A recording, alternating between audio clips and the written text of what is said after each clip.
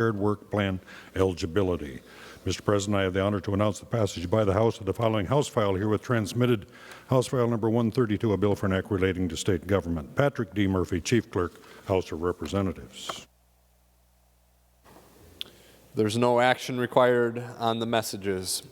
Next, remaining under motions and resolutions, we'll proceed to the fourth order of business, first reading of House bills. House File Number 63 and 132 are given their first reading and referred as House File 132 will be referred to the Committee on Rules and Administration. Senator Benson. Mr. President, I move that House File 63 be laid on the table. On that motion, all in favor, say aye. Opposed, say no. We'll take a brief pause to gather the votes of the members in alternate locations.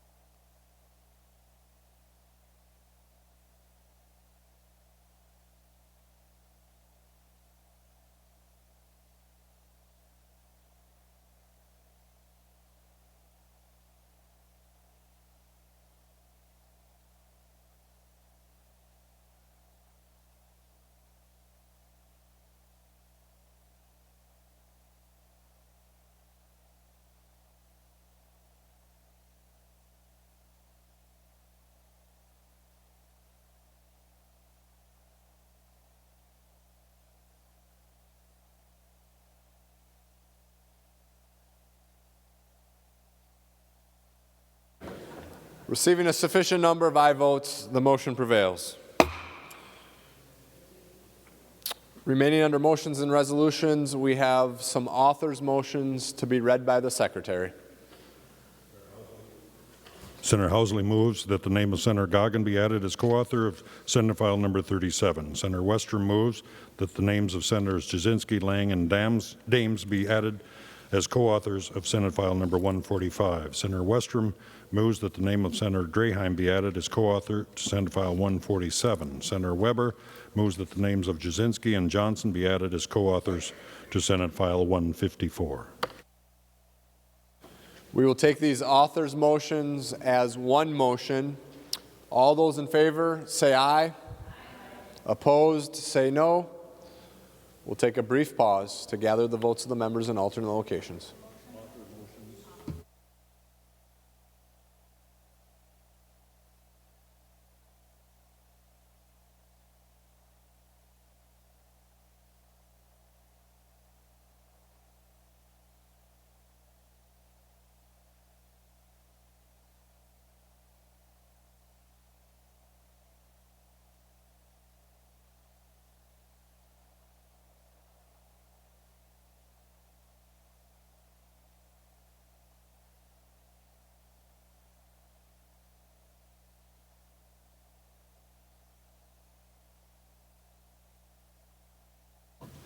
Receiving a sufficient number of aye votes, the motion prevails. Remaining under motions and resolutions, Senator Benson. Mr. President, I move that Senate File 133 be taken from the table. On that motion, all in favor say aye. Aye. Opposed, say no. Motion prevails. Senator Benson. Mr. President, I move that an urgency be declared within the meaning of Article 4, Section 19 of the Constitution of Minnesota with respect to Senate File 133, and that the rules of the Senate be so far suspended as to give Senate File 133 its second and third reading and place it on its final passage. Members, this is a suspension of the rules, which requires 45 votes. On the Benson motion to suspend the rules, all those in favor say aye. Opposed, say no. We will take a brief pause to gather the votes of the members in alternate locations.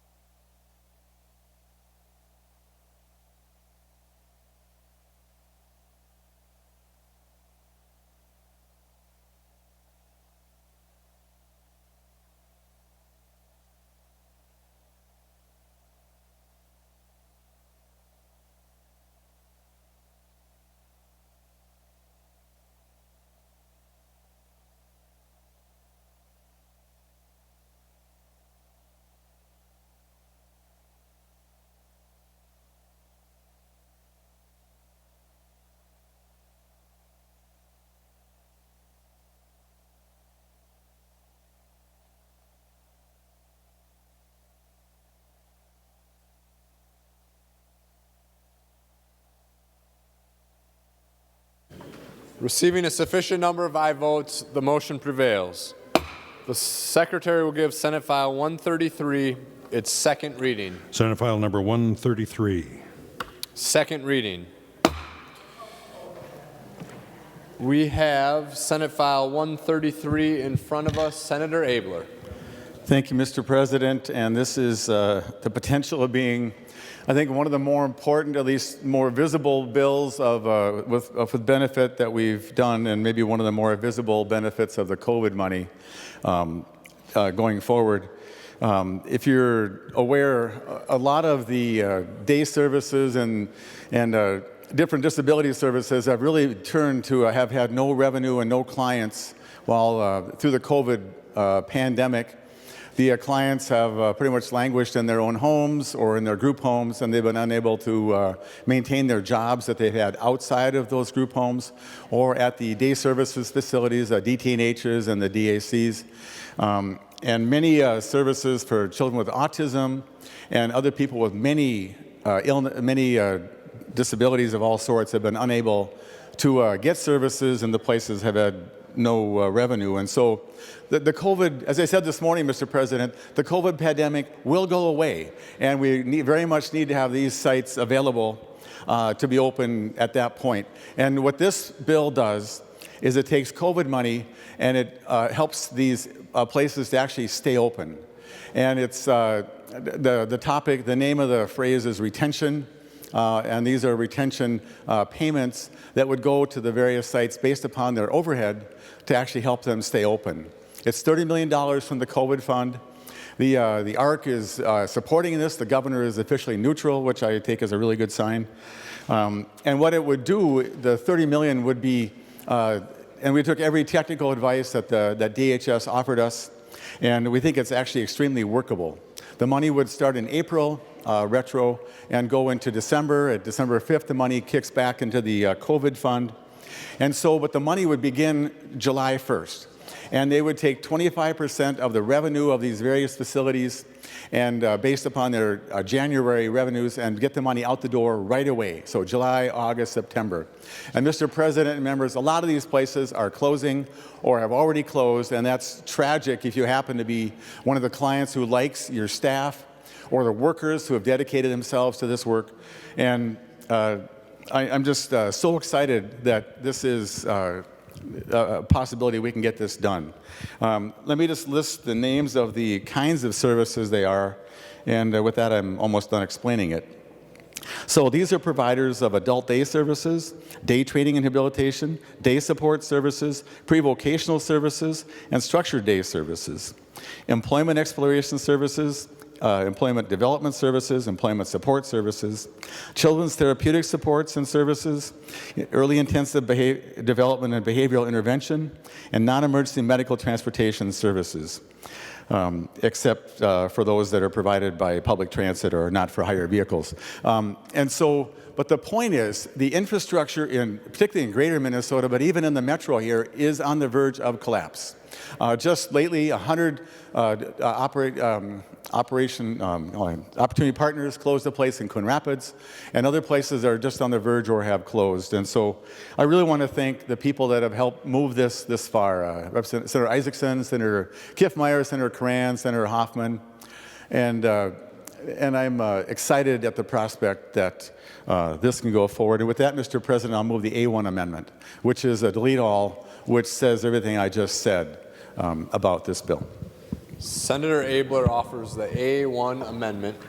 The Secretary will report the amendment. Senator Abler moves to amend Senate File Number 133 as follows: delete everything after the enacting clause and insert. This is the A1 amendment. Senator Abler, any further discussion to the amendment? Members, any discussion to the A1 amendment? Seeing none, all those in favor say aye. Opposed, say no. We'll take a brief pause to gather the votes of the members in alternate locations.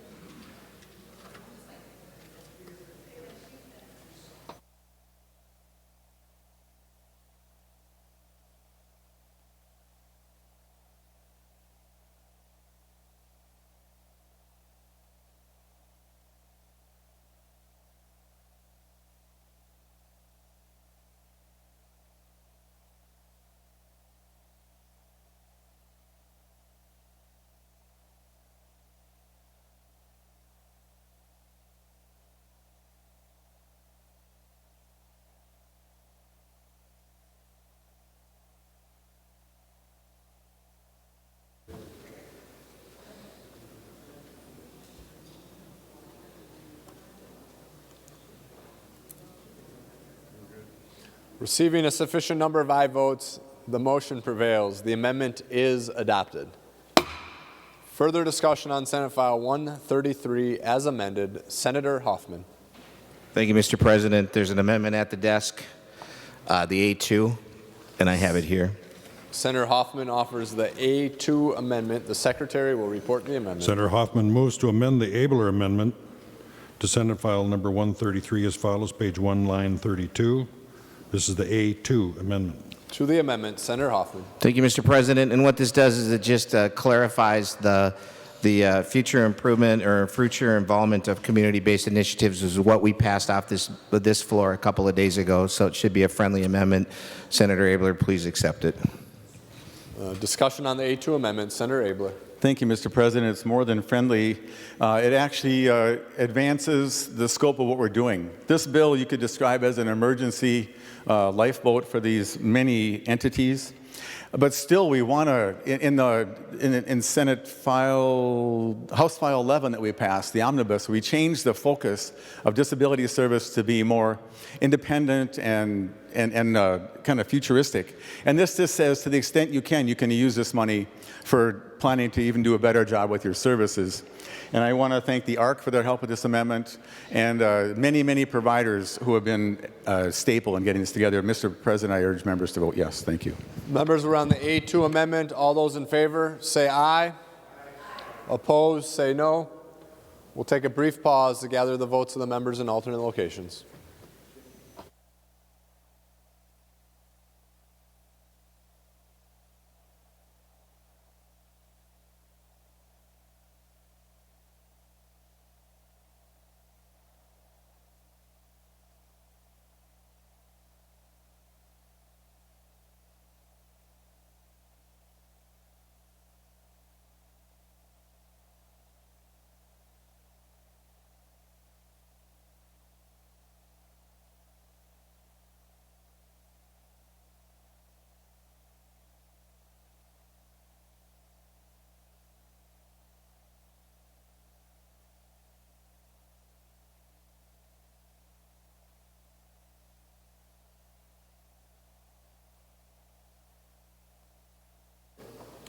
Receiving a sufficient number of aye votes, the motion prevails. The amendment is adopted. Members, back on Senate File 133 as amended. Any further discussion on the bill? Senator Isaacson. Mr. President, did we pass the A2? Have we passed the A1 as well?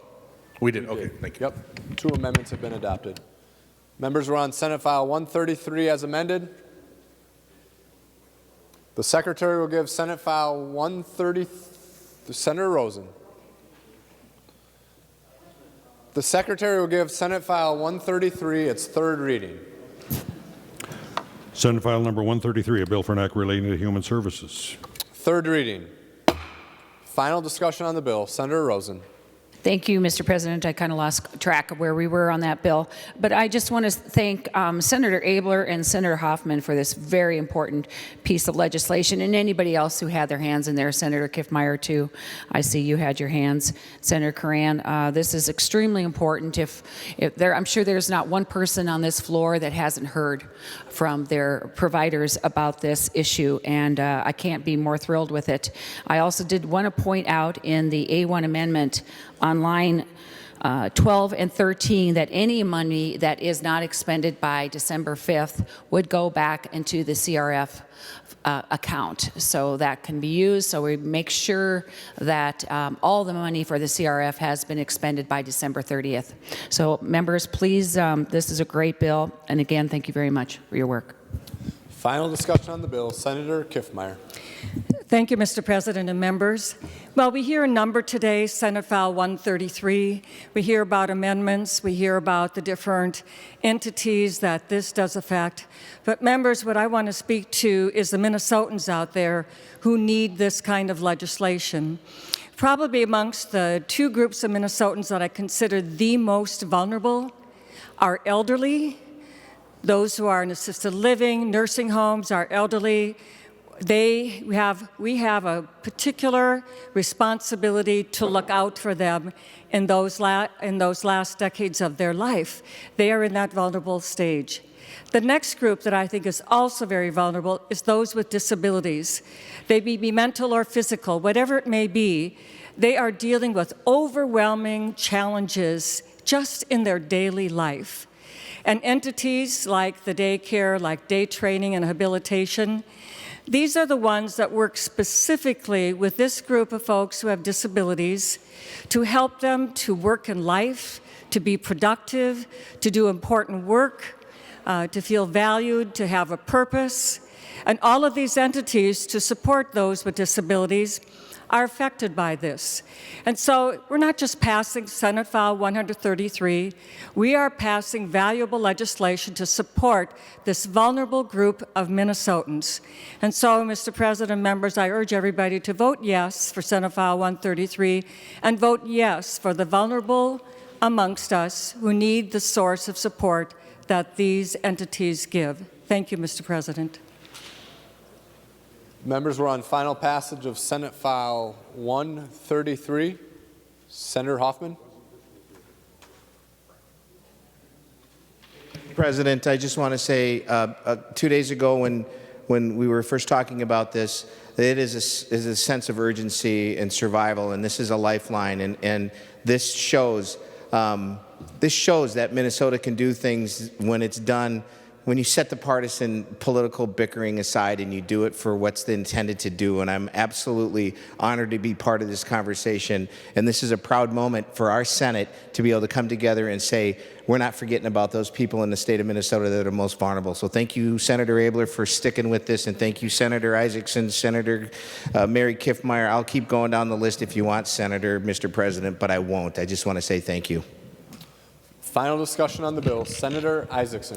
Thank you. Apparently it's all been said, but I haven't said it yet, so I'm going to share real quick that I'm very proud to be part of this bill. I think it's important to help these day programs out. I have a ton of them in my area that do a ton of good work for people with disabilities, and I think that we have to absolutely make sure they're here when COVID is done and they're coming back to a normal lifestyle. I want to make sure they have every opportunity to live their best life, and that's part of what this bill does, so I appreciate it. I hope we can get the House to concur, get the governor's office, and get some of that relief out there. Thank you.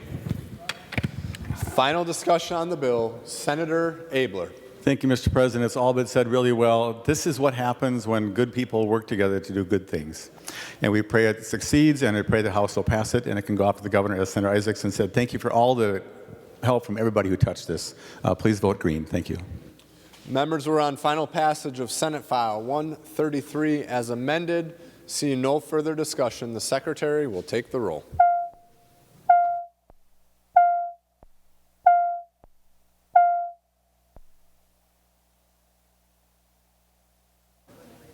Members in the retiring room, please come to the chamber to vote. Members in room 303, please come to the chamber to vote. Members in the President's office, please come to the chamber to vote.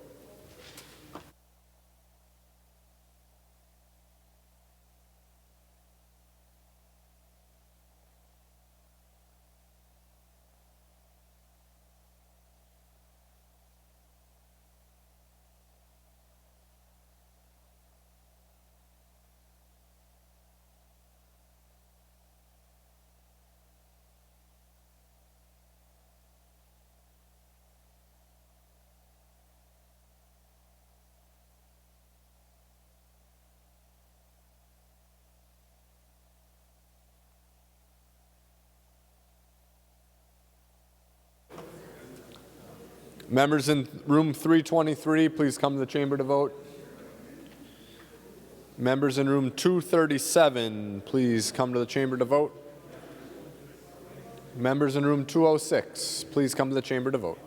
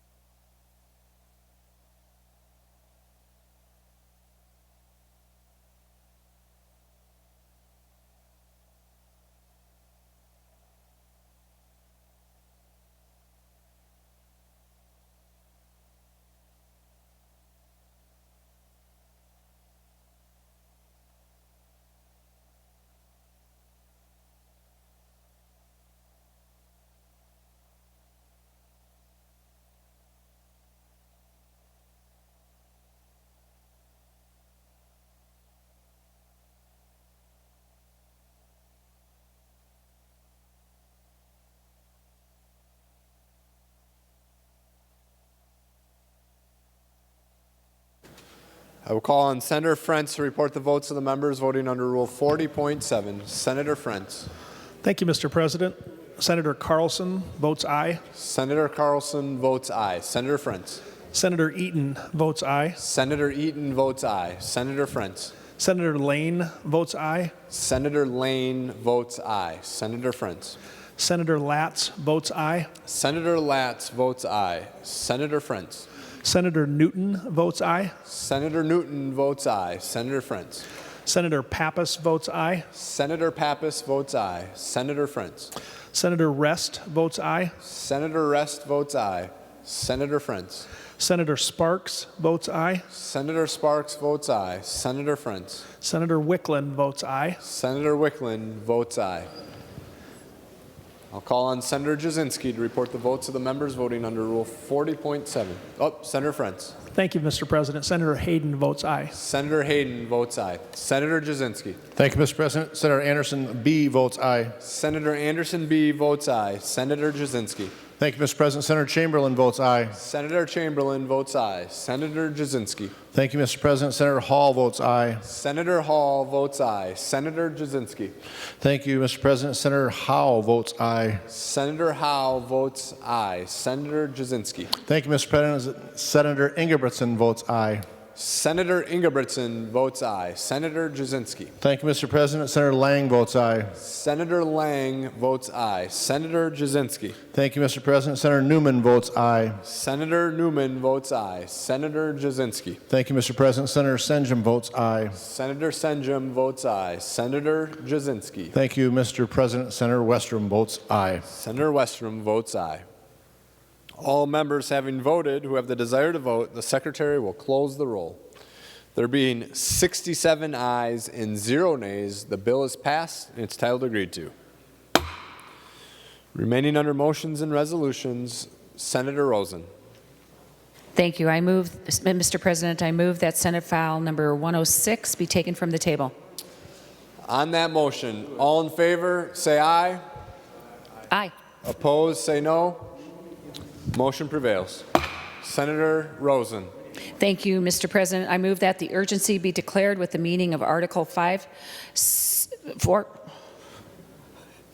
Section 19 of the Constitution of Minnesota with respect to Senate File 106, and that the rules of the Senate be so far suspended to give Senate File number 106 its third reading and placed on its final passage. Members, this motion requires 45 votes to prevail.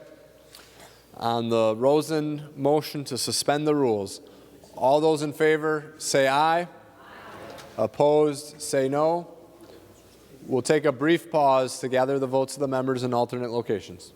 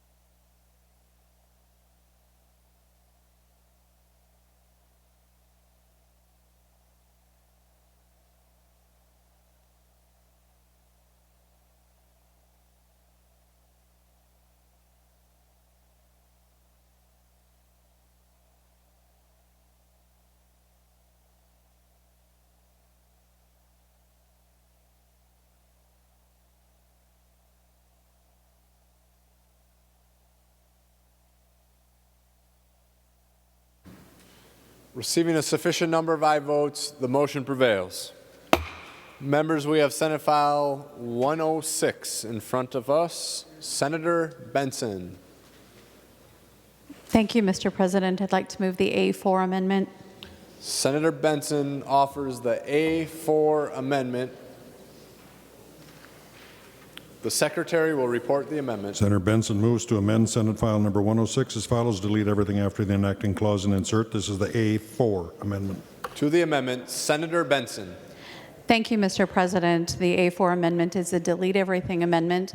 So in explaining this, I'll explain the bill. Members, the motivation for these payments has to do with the work that dentists provide to our medical assistance community. And anyone who's followed human services knows that our MA reimbursement to our dentists is among the lowest in the nation. But then when COVID hit and they were asked to not perform or to delay elective procedures, they lost a significant amount of revenue. In addition to that, when they did come back to perform elective procedures, they had to implement quite stringent infection protocols. And those of you who understand the role of a dental hygienist know that they are very close to the patient's face, and that the dentist is also close to the patient's face, which is a key way to transmit this virus. And so they need to be very careful about the use of personal protective equipment. Another side effect of the demand for personal protective equipment is that it's increased in price significantly. And so members, using the COVID fund, we are going to, if you choose to help me pass this bill, we are going to give them some reimbursement. Let me walk through the key provisions of this bill. An eligible provider is a dentist or a dental clinic who accepts patients covered by medical assistance and is actively enrolled as of August 15th, 2020. So the payments will be prospective, members. They have to be located in Minnesota, not in a cost-based payment system. The reason we exclude cost-based payments is because those entities can add the cost of their personal protective equipment to their reports going forward, and their costs will be adjusted to cover their personal protective equipment. The supplemental payments will go out prior to August 15th and will go to those people, those providers who received at least $5,000 in medical assistance payments. And the date of service, members, October 1st, 2019 through April 20th of April 1st, 2020. Members, that $5,000 represents 2 to 3 MA patients per week. We didn't want somebody who had taken care of one MA patient here and there to be receiving these grants. So we have retrospective data, which makes it easy for us to quickly analyze who should be getting these payments, and we're going to make prospective payments August 15th. The supplemental payment to each provider shall be distributed based on the number of MA encounters that they had through that October to April time period, and the amount they receive is not to exceed $10 per claim. We estimate the cost of this program will be $5 million, and it comes out of the Coronavirus Relief Fund sent to the Commissioner of Human Services. The Department of Human Services will distribute these grants in a timely manner. Providers do not need to request them. If they've met the MA criteria, they will receive these grants. Any funds not used are returned to the Coronavirus Relief Fund September 1st, so they are then available to other purposes for that fund. And with that, Mr. President, I'm happy to stand for questions on the A4. Discussion on the A4 amendment. Seeing none, all those in favor say aye. Aye. Opposed, say no. We'll take a brief pause to gather the votes of the members in alternate locations.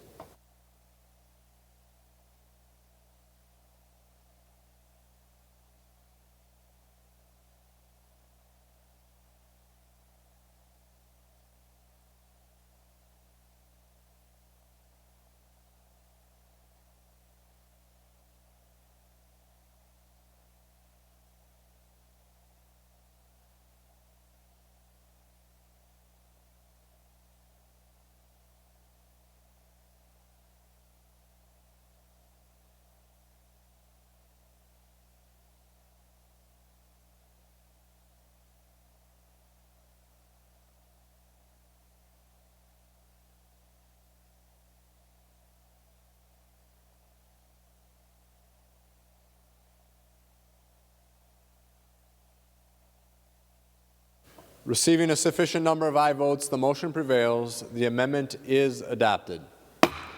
Members, we're on Senate File 106 as amended. Further discussion. The Secretary will give the bill its third reading. Senate File Number 106, a bill for an act relating to health care. Third reading. Final discussion on the bill. Senator Benson. Thank you, Mr. President. I just wanted to remind members that as we pass this bill, dentists have not received funds from the other COVID relief funds that reside at the Minnesota Department of Health, and that's why we felt it was important to bring forward the separate pot of services. They do provide a critical healthcare service to our medical assistance population, and their stability in this time of healthcare economic turmoil is important. And so with that, members, I hope you can support Senate File 106. Members, we're on Senate File 106 as amended. Final passage of Senate File 106 as amended. Seeing no further discussion, the Secretary will take the roll.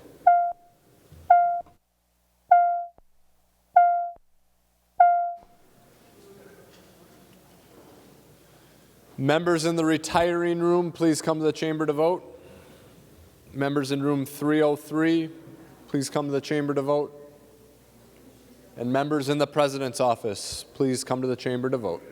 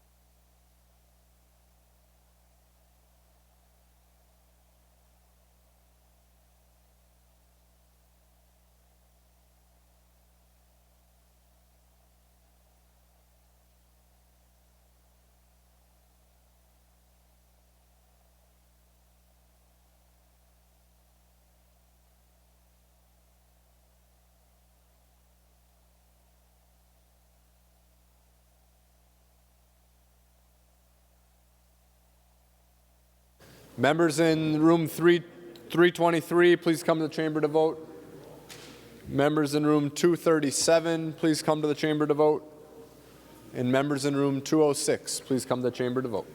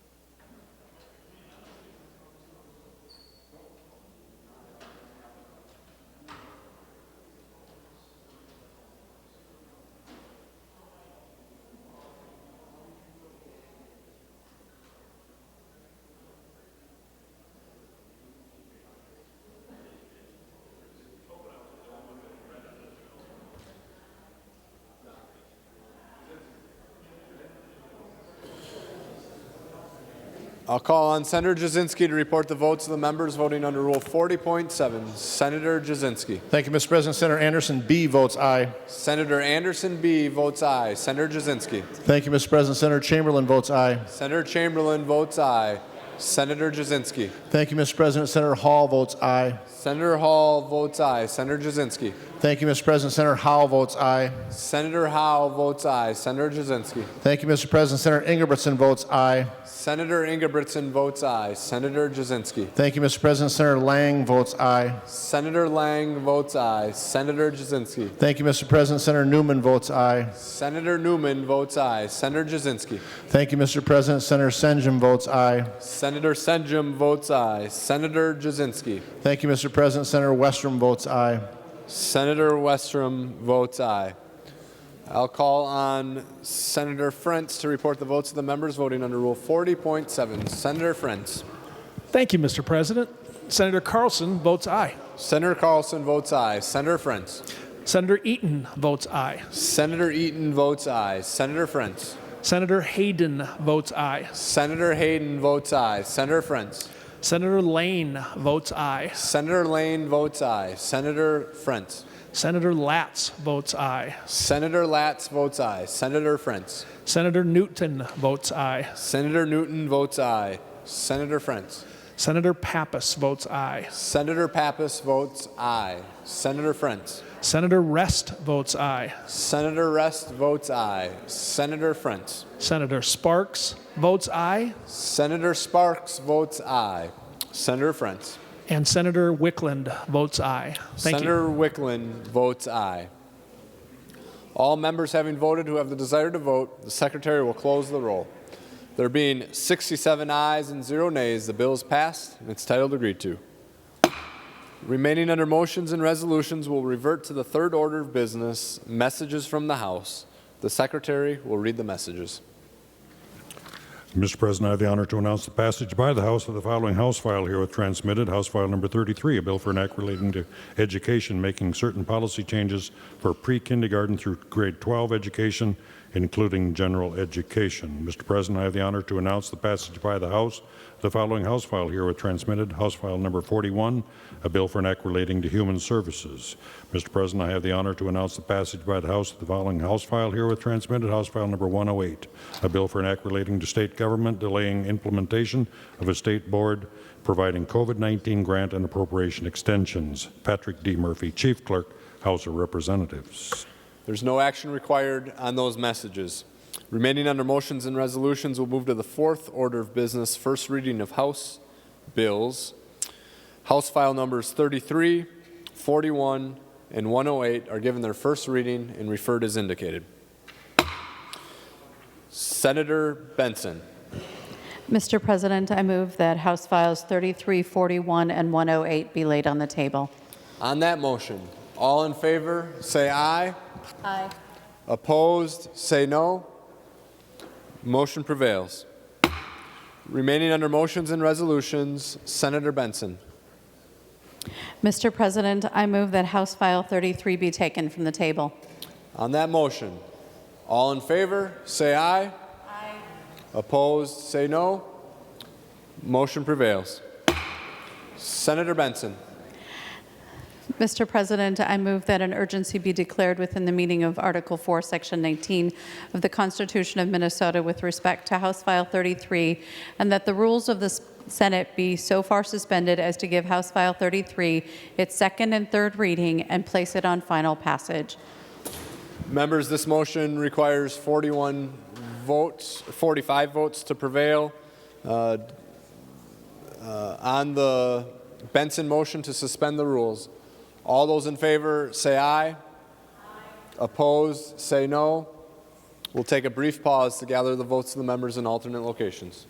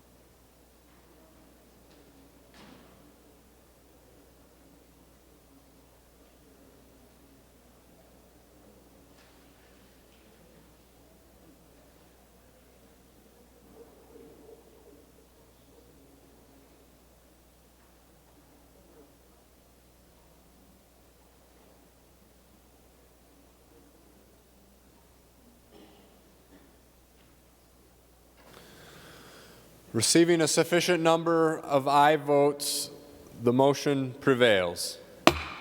The Secretary will give House File 33 its second reading.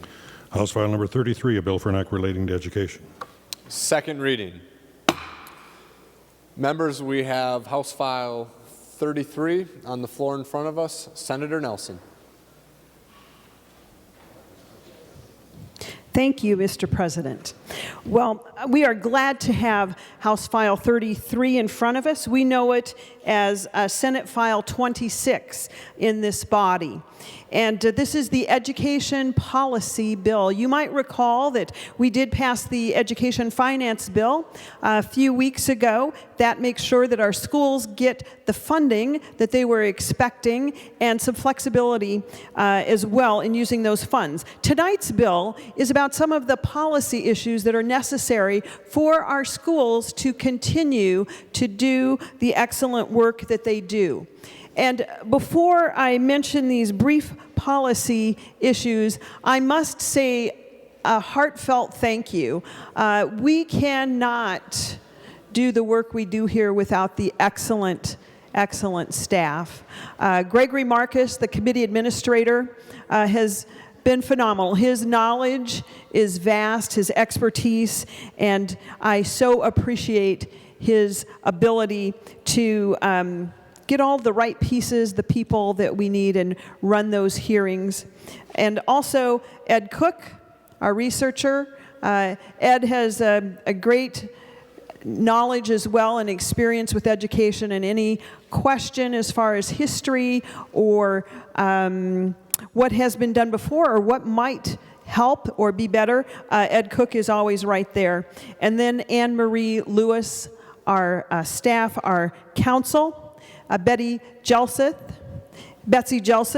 and Jenna Hofer, our fiscal analysts, have been instrumental, as you can imagine, in looking at a $20 billion budget and keeping all those moving pieces. I also want to thank Vice Chair Dames for his work as well, and the entire E12 Finance Committee.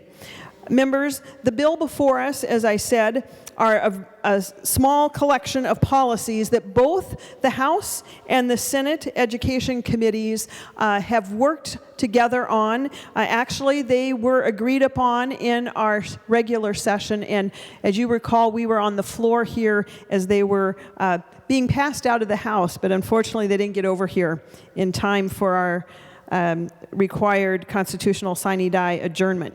So the highlights in the bill before you, the first 3 or 4 here have to do with pre-K, our early learners. It conforms the Minnesota statutes with guidance from the Department of Education regarding documentation that public schools may request from families to confirm the age of a pupil. It also establishes that pre-kindergarten and preschool children may not be subject to the Pupil Fair Dismissal Act, and that is what governs public school suspensions and expulsions, unless, of course, other disciplinary measures have been thoroughly attempted, or if there's an ongoing or serious safety threat to others. So the safety of the children do come first, but there will be no exclusionary discipline in those very early years.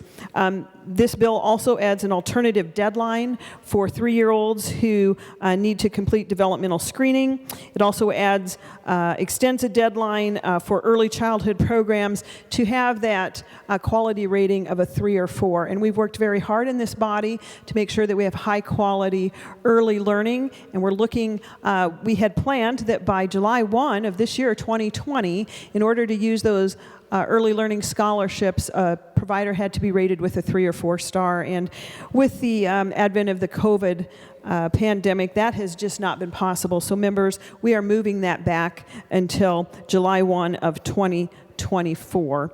This was sought by our smaller providers particularly. It also adds a tribal health and human service agencies to the interagency early intervention committee for children and youth with disabilities.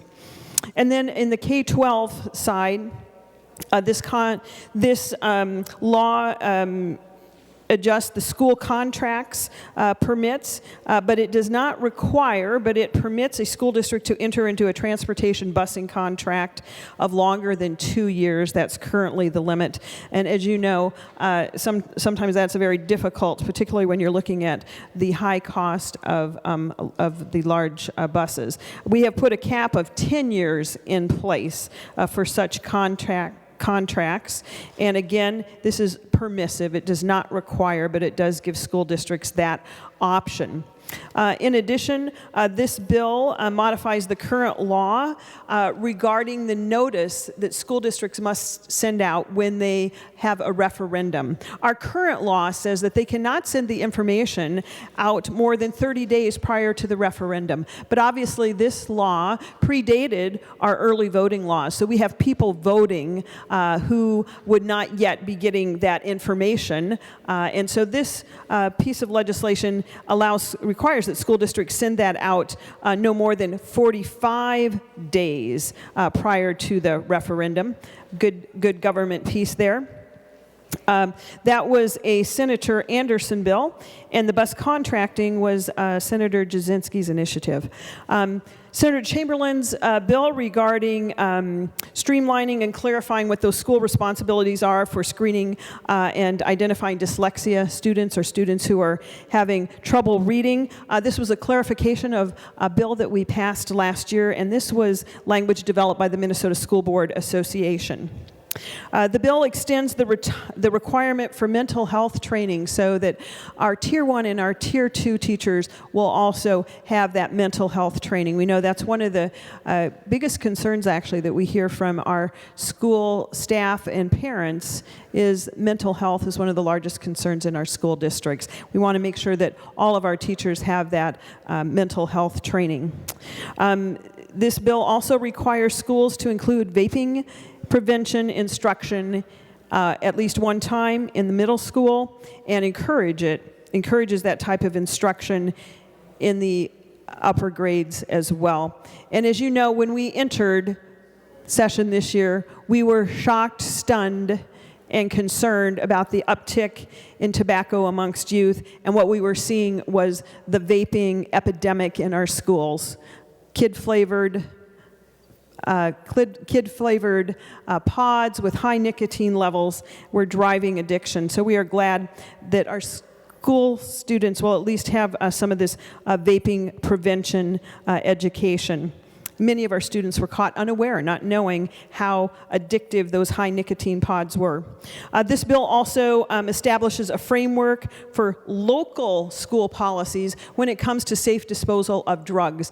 As you know, students who have prescription drugs or drugs, those are left in the nurse's office, but when school's out, what happens to those? This was a Senator Pratt bill. That will be a local policy determination there. Senator Dames' bill is a special education mandate. We're relieving reducing one of those mandates by permitting a functional behavioral assessment of a student that could be conducted as a standalone evaluation without triggering a comprehensive evaluation. This was brought to us actually by the New Ulm School District and others and has been worked on really for several years. We believe this will help our special ed teachers spend more time with students. And lastly, Senator Clausen has the ADSIS bill, which allows students who are having academic problems actually have access to some of those special education services if they are not replacing a child who does have an IEP. There are no fiscal considerations with this bill. It's fiscally neutral. The supporters are many. School organizations, including the Minnesota School Board Association, the Association of Metropolitan School Districts, the Minnesota Association of School Administrators, Schools for Equity in Education, Minnesota Associations of Elementary and Secondary School Principals, Minnesota Community Education Association, the Minnesota Rural Education Association, and Minnesota Administrators for Special Education. And then additional supporters include the Minnesota Department of Education, the Minnesota Child Care Provider Information Network, the Minnesota School Psychologists Association, the Coalition for Children with Disabilities Minnesota, the School Bus Operators Association, the School Nurses Association of Minnesota, and the Solutions, Not Suspensions Coalition. There was no formal opposition identified to these provisions. And as you can see, we worked with all of the stakeholders to make sure that these policies achieve their intended outcome. And with that, members, I would stand for questions or encourage a green vote. Discussion on House File 33. Senator Uyghur. It's on the desk, Senator Uyghur. There you go. Mr. President, members, we support House File 33. It has a number of bipartisan provisions, and I am delighted that we are able to come together at this point to act on them. One of the conditions that we act on it now was that we not offer in the minority party any amendments. I do want to speak to some of the points that aren't included, but since Senator Nelson did gratefully acknowledge staff, and I also wanted to acknowledge in the minority party Dana Elling, who's worked incredibly hard, and I want her to know how much she's appreciated by us in the minority caucus, as well as many stakeholders. The vaping instruction, mental health training, et cetera, are needed proposals, and yes, let's vote for those. The items that I'm not going to seek an amendment, but I have to call out the importance on the opportunity gap of getting more teachers of color. And Senator Clausen had a proposal which was a high priority by Governor Walz, Lieutenant Governor Flanagan, Commissioner Rickert. It set an aspirational goal of increasing teachers of color and American Indian teachers by 2%. A goal to increase by 2% through 2040, so that the teaching staff could more reflect the student population. And it's guaranteed in studies that you will increase academic achievement with highly trained teachers that are culturally relevant with the students they're teaching. Let's have a balance. This was an aspirational goal, and there was not a hearing. This was a high priority for us. I believe that Senator Torres Ray, who attempted an amendment a couple of nights ago, she may want to speak more on this. But there were other provisions. The Permanent School Trust Fund. This is a bipartisan commission. 6 Democrats, 6 Republicans that had unanimous recommendations on ways to better invest the trust. This is in our Minnesota Constitution, a fiduciary duty to the school children. With the use of the money, they came up with 2 recommendations. I'm not going to seek an amendment.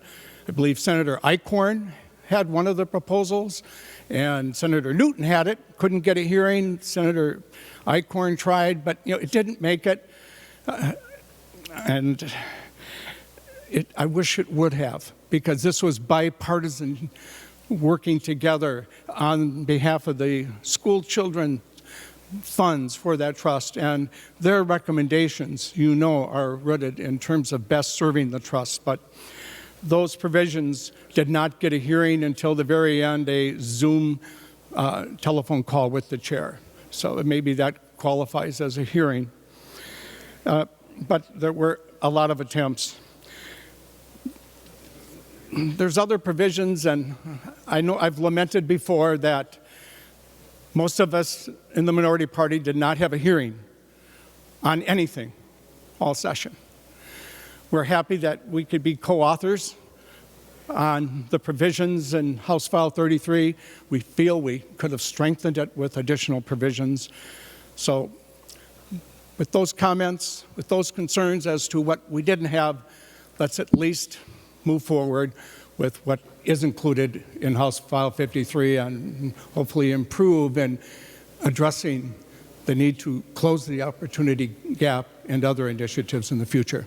Thank you, Mr. President. Discussion on House File 33, Senator Torres Ray.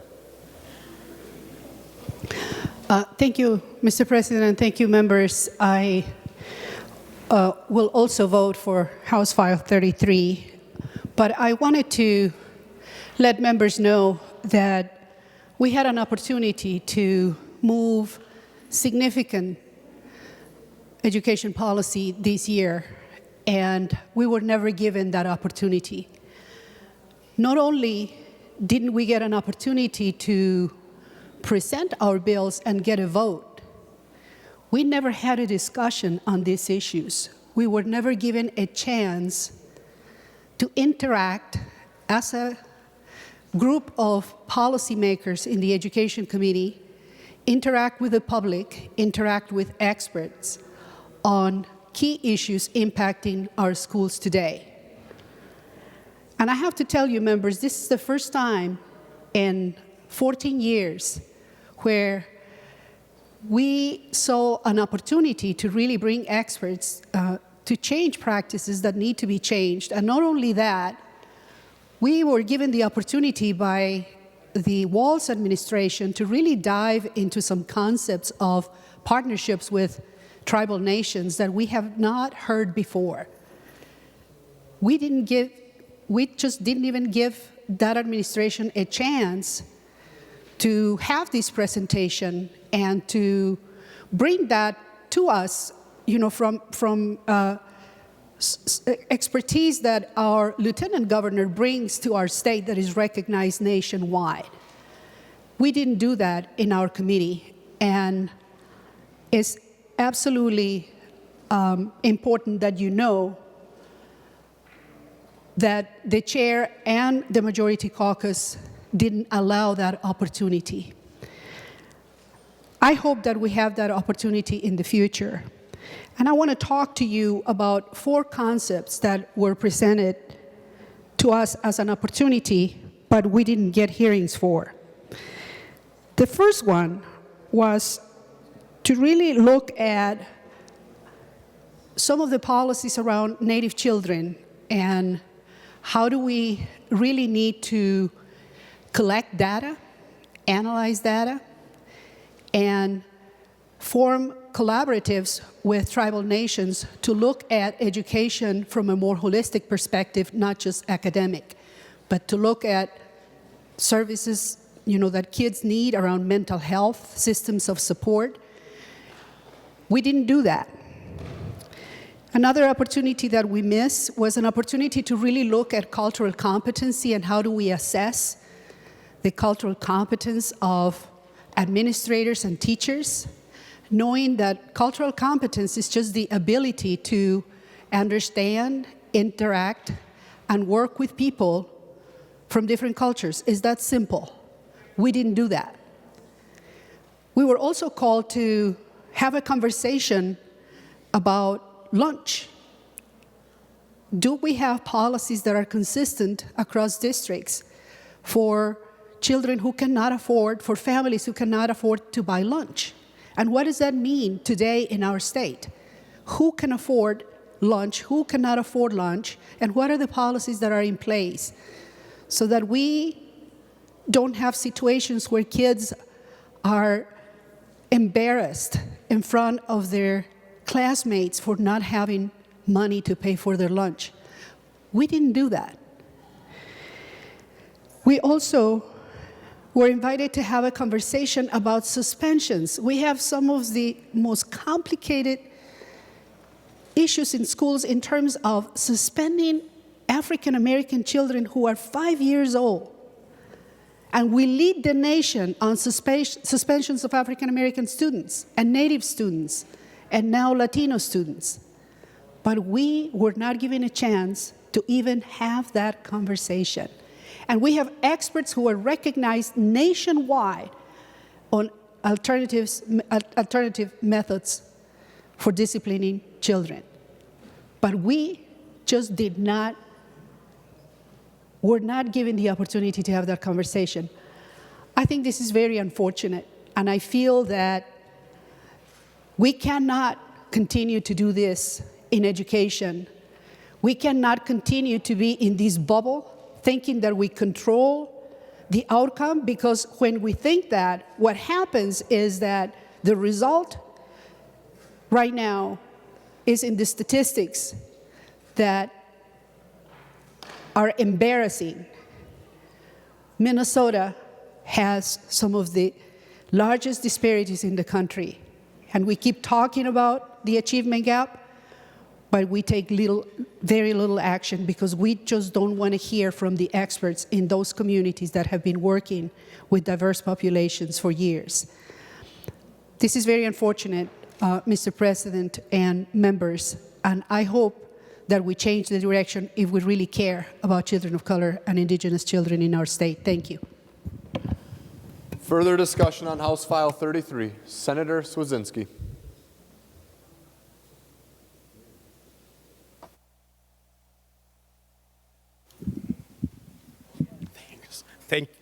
Thank you, Mr. President. I'll be voting for this bill, but I'd like to talk just briefly about what's not in the bill. And I don't mean, no one can talk about what's not in this bill as well as Senator Uyghur can, but we're missing a golden opportunity in this bill to close the achievement gap, the opportunity gap, the vulnerability gap, whatever you want to call that gap, which Senator Torres Ray has alluded to as one of the largest gaps in this nation. And when we see so many people on the front lawns of the Capitol a couple of weeks ago, all demonstrating and protesting for the same thing. All they want is an equal justice. They want what we do in our schools. And I think this distant learning is going to wake those kids up, and they're going to realize that the importance of their education is vital. And the parents are going to realize the importance of their education is vital. And the communities are going to realize the importance of their education is vital. And we're going to have this reawakening of the importance of our education. And as most of the senators know, if not all of them, we have a constitutional duty to our citizens in this fine state to create a general and uniform system of public schools for the next group of citizens that are coming up. And I hope next time we're together, we attack this gap that's not getting any better. And the one part of this bill that I do want to address is line 5.1, where it says, passage of this referendum will result in an increase in your property taxes. Colleagues, it says passage of this referendum will result in an increase in your property taxes. I hope next session we sit down and add balance to that phrase. And so that next time we vote, our communities vote on a referendum, it says passage of this referendum will result in an increase in your property taxes, and a defeat of this referendum will result in teacher layoffs or increased class size or cuts in the arts. Thank you, Mr. President. Any further discussion on House File 33?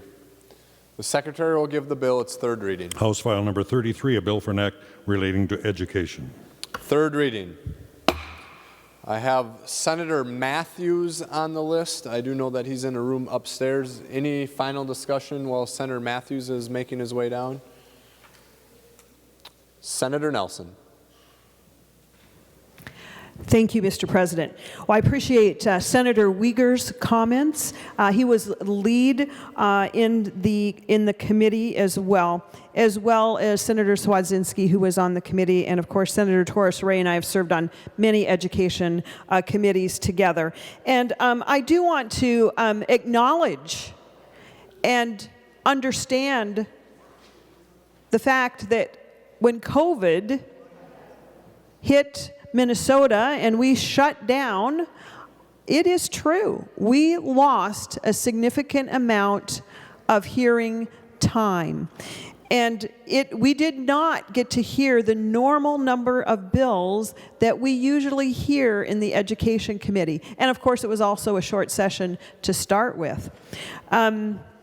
So we did not hear nearly the number of bills that we have in the past, but that is just one of the losses due to COVID-19. We had children who graduated and didn't have graduation ceremonies. We had students who couldn't go to their schools. So there were a number of things. I do want to mention and make sure that Senator Torres Ray does check Section 5 of the bill, page 16, which does add that tribal health and human service agencies are to be part of that interagency early intervention committee for children with disabilities or youth with disabilities. And so we are glad that we did get that piece in there. I also wanted to note that lunch shaming was brought up. The fact that our kids need to be able to have lunch at their schools and not be shamed if, in fact, there's an outstanding debt. That has been a point of discussion for several years. I do want members to know that the Minnesota School Board does have policies that are template policies that most schools have adopted. And in fact, the DFL lead for the Education Finance Committee, Representative Davney, when voting against the lunch shaming amendment, said that it's not necessary because our local school boards make that decision. But it is a clear issue to make sure that all students do have access to lunch at school. It is true. As a former teacher, I'll tell you, you can't learn very well on an empty stomach. I also wanted to make sure that the senators are aware of the portion in the bill that does, it's on pages 13 and 14, it does address suspensions and expulsions, and it specifically states that preschoolers may not be expelled or suspended until all other things have been tried, or, of course, if there's an immediate risk. And members, that is why you will be glad to know that the organization called Solutions, not Suspensions Coalition, does support this bill. And then I also want to mention regarding the referendum and the language that Senator Swedzinski would like to see. Do note, members, that the vast majority, 90%, about 90% of our schools do pass their referendums. They do that, and people do that knowing it will increase their property taxes, but they do that because they know that education is so important, and we need to have great schools and fantastic teachers. So I don't know that we're in danger there. I appreciate Minnesotans stepping up to make sure their kids have great schools. Now, I do want to make sure and address two important issues, because I think they're two of the big issues of this session, and quite frankly, two issues that really have to do with our embarrassing, often nation-leading achievement gap. And our senators, Senator Torres Ray, Senator Uyghur, have talked about teachers of color, and we need an aspirational goal. And I would say if it's an aspirational goal, 2% is incredibly low. If we're talking about aspirations, we want to see more teachers of color, teachers that represent the students in their classrooms. And I do want members to know, sometimes you have to step back, look what you've done, and celebrate. Let's talk about the 2017 to 2020, this term, the education equity initiatives signed into law, not just aspirational members, but signed into law in this term. A couple very related funding trends over the past 4 years. Let me tell you about those early learning scholarships targeted to kids at need. That increased from $104 million to $146 million in just this session, this 4-year session. Members, that's a gain of 40%. When I entered the Senate, we didn't have any early learning scholarships. So there has been great dedication into making sure that our kids are ready for kindergarten when they get there. We cannot forget that.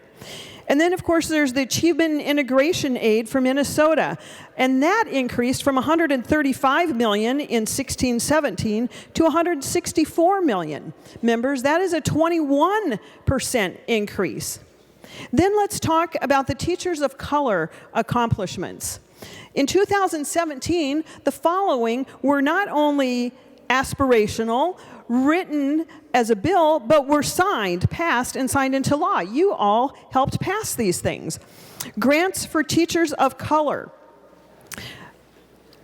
are expanded to include Greater Minnesota, not just 4 or 5 areas here, and funding was increased by over $1 million a year. We continued funding for the American Indian Teacher Prep programs. That's about $460,000 a year. We started grants and loan forgiveness to prospective teachers of color. This is through the Office of Higher Education. And we must include a set-aside for teacher candidates who belong to unrepresented racial groups. Concurrent enrollment, college in the schools. We've talked a lot about that in this chamber. We know that having a high school student take a college course while in high school not only increases graduation rates, it increases GPAs, it increases kids going to college. More of them graduate from college with less student debt. We have increased our concurrent enrollment classes, college and the school classes, funding at an additional $375,000 per year. We use that funding to develop an introduction to teaching for a college course for our high school students. That's a 2-generation way there to increase teachers of color. If we have more students of color taking post-secondary enrollment options or concurrent enrollment in the teacher prep programs, and then if they go on to become teachers. Those introduction to teaching courses are important. Another major initiative was the Grow Your Own programs that would encourage paraprofessionals to transition into licensed teachers, and the funding has increased with the emphasis on preparing teachers of color, $1.5 million per year. I had the joy of visiting with a father who was working in his daughter's preschool who took advantage of this Grow Your Own and is becoming a licensed teacher.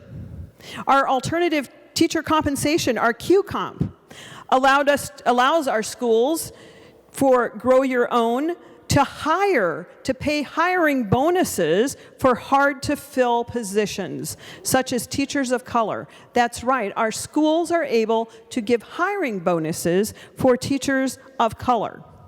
These are new initiatives, members. Then we have grants to organizations, this is through the Office of Higher Education, that provide alternative teacher prep opportunities for teacher shortage areas. That's $750,000. And then in 2019, the following actions occurred. Most importantly for teachers of color was the teacher licensing reforms of 2017. Where we preserved the tier licensure. You might recall the Senate hearing that was to require to get rid of Tier 1. And we found out that that would eliminate a large number, about 25% of our teachers of color. We stood strong for our teachers of color and allowed them and want them to continue in our classrooms. It was the Senate, with the backing of the Minneapolis Public Schools, the Star Tribune Editorial Board, Ed Allies, Teach for America, and every statewide education association, except for Ed Minnesota, stood firmly against that harmful change to our new tiered licensure law. And they highlighted the current law's positive effects on the teachers of color. Additionally, Teachers of Color initiatives were continued and in some cases somewhat expanded as grants for concurrent enrollment courses specifically designed to interest high school age candidates in a future Teacher of Color career. Mr. President. And to grow your own. Senator Clausen, for what reason do you rise? Thank you. Would you remind Senator Nelson to talk or speak to House File 33? She's giving us a review of bills that have been passed 3 to 4 years ago. They have nothing to do with the bill that is currently on the table. Just a reminder, members, we're on House File 33, final passage. Senator Nelson. Oh, thank you, Mr. President. The reason I was talking about that is because of the discussion on the floor regarding Teachers of Color. I have other pages that I could speak to about things that we have done, but I will not do that in the essence of time. I'll be glad to share those with members. But I do want to say that we are concerned. We do want more Teachers of Color, and we have taken great steps to get there. And then the last piece that I will mention is the fact about this education opportunity gap. And we know that education is the great equalizer. It's on every agenda. It's part of who we are in the Minnesota Senate Education Committee. And those things that will actually close the achievement gap we have done. We mentioned early learning scholarships. I want to mention a bill that we passed off this floor, the Letters Bill, which is known to provide, has a great track history of providing reading instruction for teachers. And I want to mention that it passed here, but it did not pass in the House without being filled with other policy provisions. So, members, we have in front of us a good bill. It is not everything for everybody. But everything that is in this bill is good policy. It is good for our students, their teachers, their parents, our communities. I encourage a green vote. Thank you. Final discussion on House File 33, Senator Matthews. Thank you, Mr. President. I want to point out one piece in this bill, and I want to thank Senator Nelson and the Education Committee for helping with this. There's a small provision for a school in my district, the Ogilvie School District, and they are a small rural district of about 570 students. They're in one pre-K to 12 building complex, and the district has just satisfied their responsibility of a 30-year capital loan, which they accomplished earlier this year, but the accomplishment came at the price of being one of the highest tax rates possible in the state for the last 30 years. And so the district has been so close to the statutory operating debt limit that they came with this request of transferring $800,000 from their debt redemption fund to their general fund balance without making a levy reduction and allowing them to maintain out of statutory operating debt. So this was a provision that I carried this year. I want to say thank you to Senator Nelson for helping include this in the bill. This will be a big win for a small rural district. Even though this is a more unusual step here, this has been really important for their district. I also want to thank Representative Erickson for helping with this provision over in the other body. So thank you to Senator Nelson and those that have worked on this for this school district. Final discussion on the bill, Senator Uyghur. Final discussion, I certainly hope so. Mr. President. Senator Matthews, thank you for those comments. I want you to know, as soon as I heard today about Representative Erickson advocating the provision, and when Representative Yakim and others reached out to try to put together an agreement, I said, absolutely, let's provide needed flexibility for the district. So no problem. I'm all for inclusiveness, everybody working together. Wanted you to know we immediately responded to the extent we're trying to put this together. The frustration, Mr. President, that has been expressed happens when you do not get a hearing. And so this has been the only opportunity to express these ideas. And as I pointed out, we do support House File 33, but it's those initiatives that I mentioned. And on the Teachers of Color, the 2% increase, this is what the advocates from the groups are asking for. Yes, there have been things done. They want to do some additional things. These are aspirational objectives. And if you want to increase that, fine, propose it, but have a hearing. That's our point. There was also a point made about exclusionary discipline. Yes, this provision, thankfully, through a House initiative, I believe Representative Richardson, it applied for the early preschool.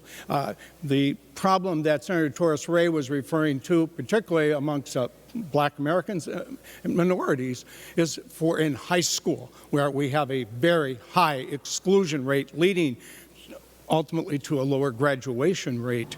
So that is the part that needs to be attacked. And then finally, there was reference to the lunch shaming, the amendment which was brought, I believe, by Representative Jurgens in the House. It was not heard in the Senate, and this will be back again next year. I believe there is a characterization that Representative Dabney may not have supported it. I didn't hear the comments on the floor. It may have been in response to what the School Board Association said, but it is unequivocally clear that we need to outlaw that practice. And again, we will revisit that next year, and I want to thank Senator Kent for being chief author on that and for her efforts. Thank you, Mr. President. Let's vote yes. Members, we're on final passage of House File 33. Seeing no further discussion, the Secretary will take the roll.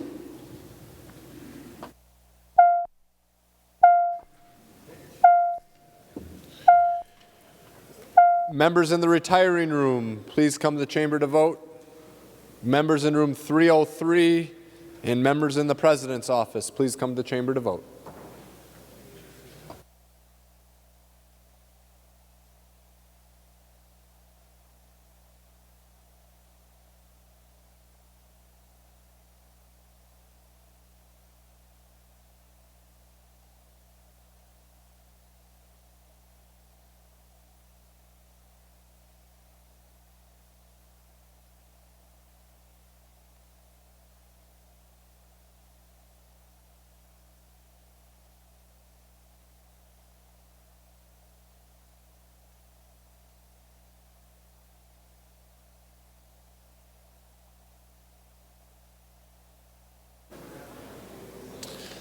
Members in room 323, please come to the chamber to vote. Members in room 237, please come to the chamber to vote. Members in room 206, please come to the chamber to vote.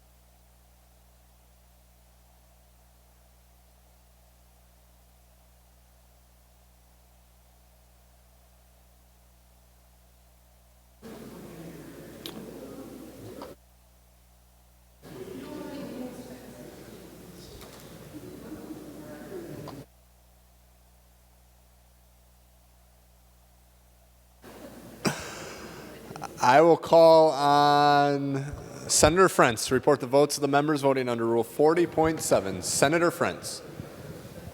Well, thank you, Mr. President. Senator Carlson votes aye. Senator Carlson votes aye. Senator Frentz. Senator Eaton votes aye. Senator Eaton votes aye. Senator Frentz. Senator Hayden votes aye. Senator Hayden votes aye. Senator Frentz. Senator Lane votes aye. Senator Lane votes aye. Senator Frentz. Senator Latz votes aye. Senator Latz votes aye. Senator Frentz. Senator Newton votes aye. Senator Newton votes aye. Senator Frentz. Senator Pappas votes aye. Senator Pappas votes aye. Senator Frentz. Senator Rest votes aye. Senator Rest votes aye. Senator Frentz. Senator Sparks votes aye. Senator Sparks votes aye. Senator Frentz. And Senator Wickland votes aye. Senator Thank you, Wickland Mr. President. votes aye. I'll call on Senator Jasinski to report the votes of the members voting under Rule 40.7. Senator Jasinski. Thank you, Mr. President. Senator Anderson B. votes aye. Senator Anderson B. votes aye. Senator Jasinski. Senator Chamberlain votes aye. Senator Chamberlain votes aye. Senator Jasinski. Senator Gazelka votes aye. Senator Gazelka votes aye. Senator Jasinski. Senator Hall votes aye. Senator Hall votes aye. Senator Jasinski. Senator Howell votes aye. Senator Howell votes aye. Senator Jasinski. Senator Ingebrigtsen votes aye. Senator Ingebrigtsen votes aye. Senator Jasinski. Senator Kiffmeyer votes aye. Senator Kiffmeyer votes aye. Senator Jasinski. Senator Lang votes aye. Senator Lang votes aye. Senator Jasinski. Senator Limmer votes aye. Senator Limmer votes aye. Senator Jasinski. Senator Newman votes aye. Senator Newman votes aye. Senator Jasinski. Senator Senjum votes aye. Senator Senjum votes aye. Senator Jasinski. Thank you, Mr. President. Senator Westrom votes aye. Senator Westrom votes aye. All members having voted who have the desire to vote, the Secretary will close the roll. There being 67 ayes and 0 nays, the bill is passed and it's titled agreed to. Members, before we go to Senator Benson for a recess, Senator Johnson has an announcement. Thank you, Mr. President. The members, I'd like to take a moment to talk about an event that happened in my district. With the events of the preceding weeks, it probably got drowned out. But I did have a traumatic event in my district, and it both shattered and united my community. Grand Forks and East Grand Forks, which I represent East Grand Forks, saw both the worst and the best in human nature. I couldn't be more proud to be a part of the community that's both rallied around a young family and law enforcement in their time of need. This event may be a good reminder as the appetite for structural change to our institutions of public safety grow. It is important to salt the subject with sobering reality of the dangers that our sons, daughters, brothers, sisters, neighbors, wives, and husbands face while enforcing the laws that we and other representative government bodies create.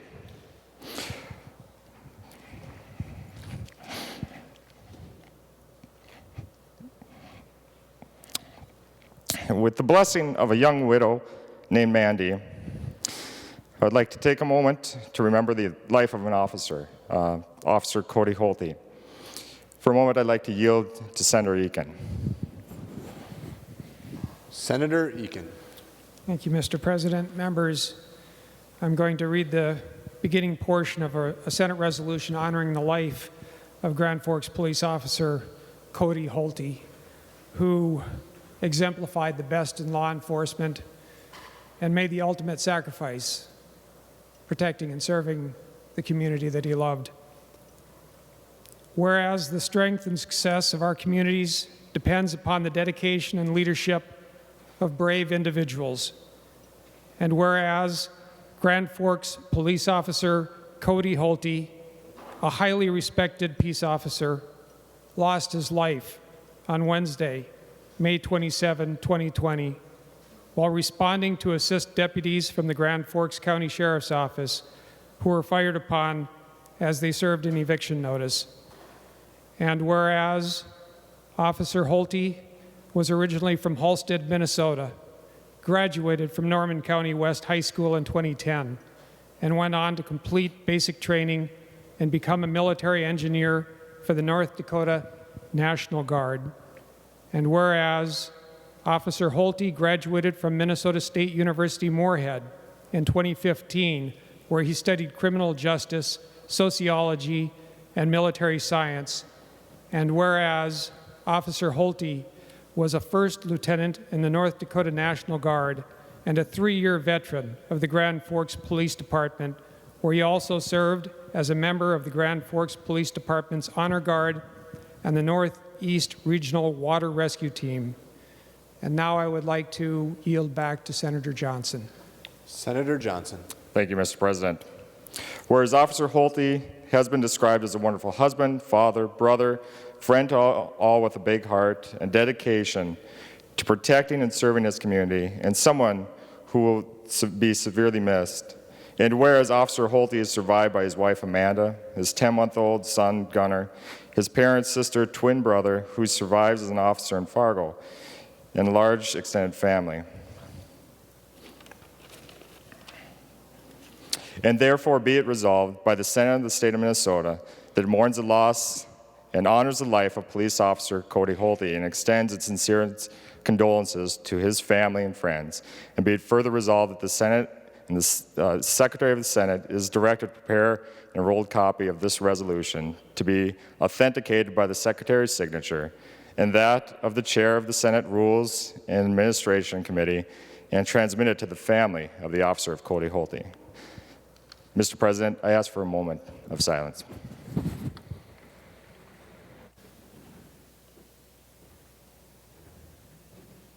Members,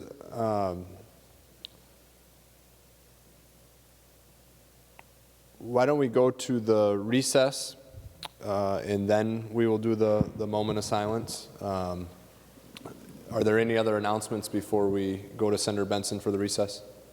Senator Benson. Mr. President, I move that the Senate will caucus room 303 for approximately 1 hour. Mr. President, I move that we recess to the call of the President. Senator Benson moves that the Senate recess to the call of the President, approximately 1 hour. All those in favor say aye. Opposed say no. Motion prevails. The Senate is in recess. Members, please stand for a moment of silence.